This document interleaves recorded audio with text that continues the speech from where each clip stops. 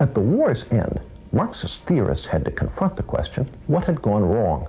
Antonio Gramsci in Italy and Georg Lukács in Hungary believed they had the answer. Gramsci and Lukács argued that Western culture had blinded the working class to its true Marxist class interests. Before a Marxist revolution could take place, Western culture had to be destroyed. In 1919, Lukács, who was considered the most brilliant Marxist theorist since Marx himself, asked, "Who will save us from Western civilization?"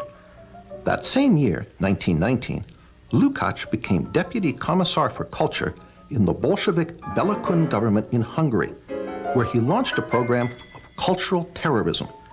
As part of that program, Lukács introduced a radical sex education program into the Hungarian schools. Political correctness, as we know it, was already beginning to take form.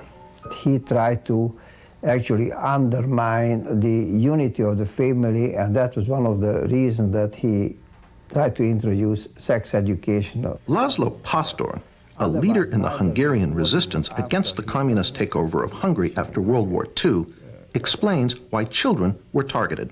It's always much tougher to convert an adult, to do something what he was taught not to do. The program left great residual effects on Hungary. The only thing what we were permitted to accept as far as culture is concerned, what they were teaching, that was it. Free thinking was a very big sin. Following Lukács's lead, the Frankfurt School would be the vehicle that translated Marxism from economic into cultural terms, giving us what we now know as political correctness. Another new member was Erich Fromm. Fromm, a practicing psychoanalyst, was noted for his radical Marxist social psychology. He pioneered the concept of sexual liberation and gender politics. According to Martin Jay, in Fromm's view, masculinity and femininity were not reflections of essential sexual differences.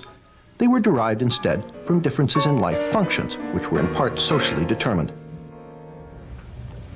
Another piece of political correctness was falling into place. In 1932, Herbert Marcuse became a member of the Institute for Social Research. Marcuse would ultimately become the most important member of the Frankfurt School for the development of political correctness. In the 1950s and 60s, Marcuse would complete the translation of Marxism into cultural terms and inject it into the New Left. It was Marcuse who finally answered the question posed by Horkheimer in the early 30s. Who could substitute for the working class as an agent of revolution? So you had to find some new constituency, whether it was students or blacks or women or gays or whatever it was. And Marcuse had a fluid Marxism that fit into this. Martin Jay confirms the role of the Frankfurt School in creating the victim groups that constitute the politically correct coalition. Of critical importance for the injection of the Frankfurt School's work into the student rebellion of the 1960s was Marcuse's revival of Fromm's notion of sexual liberation. Marcuse, however, was the main conduit of ideas. But Marcuse had written one important work in the 1950s called Eros and Civilization.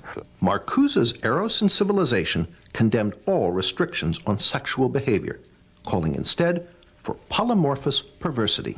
Polymorphous perversity helped open the door to aspects of political correctness, such as gay liberation.